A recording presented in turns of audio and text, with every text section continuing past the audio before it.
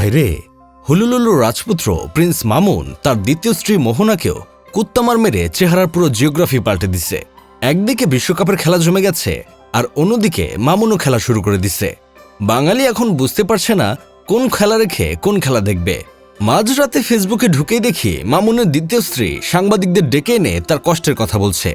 4 মাসের সংসারের মধ্যে নাকি 3 মাসে এই বেচারিকে কুত্তামার খাইতে হয়েছে। হাতের আঙ্গুল থেকে শুরু করে পায়ের হাড় সবই নাকি মামুন ভস্কে দিছে। লো বাজেটের রাজকন্যা লায়লাকে যে স্টাইলে মেরে ভস্কে দিত, তাকেও নাকি সেই স্টাইলেই ভস্কে দিছে। বেচারি এখন নিরাপত্তাহীনতায় ভুগতেছে, কারণ সাংবাদিকদের এসব জানানোর পর বাসার দরজার সামনে মামুন তাকে সাধু চলিত ভাষায় কবিতা শোনাচ্ছে। বেচারি সাংবাদিকদের আরো বলেন, মামুনের কারণে নাকি তার ব্যাংকে সব টাকা শেষ। মামুন বাসায় ঢুকে তার ফোন টাকা সব নিয়ে চলে গেছে।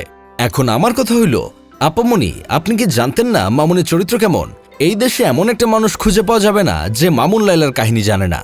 এই 2 এলিয়েনের কামড়াকামড়ির কাহিনী নিয়ে 8 পর্বের একটা ওয়েব সিরিজ বানানো যাবে। সবকিছু জানার পরেও এইরকম একটা ছেলেকে কিভাবে বিয়ে করলেন? মানসি কচি জিনিসের প্রতি মানুষের একটু দুর্বলতা আছে। কচি লাউ, কচি শশা, কচি ঢেঁড়স মানুষ পছন্দ করে, কিন্তু আপনারা কচিপোলা পছন্দ করতে যান কোন আক্কেলে?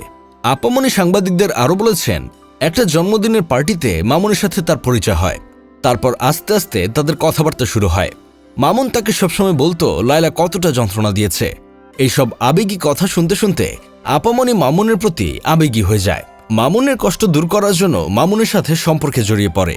আহারে সোনা গো আমার, ব্রেন কি মাথায় আছে নাকি কচি জিনিস দেখে ব্রেন মাথা থেকে খুলে পড়ে গিয়েছিল? আপামনির সাথে রিলেশন থাকা অবস্থাতেও মামুন নাকি অন্য মেয়েদের সাথে শারীরিক মেলামেশা করত।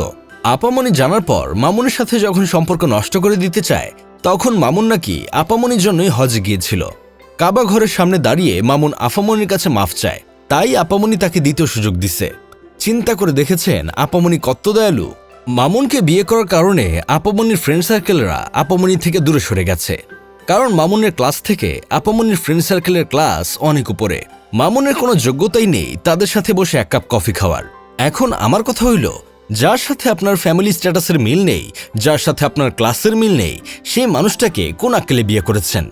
জীবনটা তো বাংলা সিনেমা না যে রিক্সাওয়ালার ছেলে ওমর সানির সাথে বড়লোকের রাজকন্যা মৌসুমীর মিল হবে। এইসব দেখে আমার বন্ধু কেরামত বলতেছে, ডিভোর্সি মহিলারা কেন শুধু মামুনকে পছন্দ করে? মামুনের ভিতর কি এমন আছে যা দেখে ডিভোর্সি মহিলাদের ভিতর যৌবন লাড়া দেয়, উত্তেজনা শুরু হয়ে যায়? লায়লাও ডিভোর্সি ছিল, আর এই মোহনও ডিভোর্সি। সামনে যদি আরো কাউকে বিয়ে করে সেও ডিভোর্সি হবে কনফার্ম। লায়লা ঢাকা বিশ্ববিদ্যালয় থেকে পড়াশোনা করা শিক্ষিত একটা মহিলা, ভালো জব করে, ফ্যামিলিও অনেক ভালো। আর মোহনার কথাবার্তা শুনে মনে হচ্ছে শিক্ষিত ও স্ট্যান্ডার্ড ফ্যামিলির মেয়ে। ওরা এমন 3rd ক্লাস পোলার জন্য নিজের মান সম্মানের মায়ের বাপ পাকিস্তান কেন করে দিল? যাই হোক, শেষমেশ আমি গোলাম হোসেন একটা কাজের কথা কই। যখন বিয়ে করছিলা তখন তো আমাদের জানিয়ে বিয়ে করো নাই। এখন কুত্তামার খাওয়ার পর আমাদের বিচার দিতে আসো কেন? এমনিতে বিশ্বকাপের খেলা নিয়ে চিন্তায় আছি, তোমরা নতুন করে খেলা দেখিও না।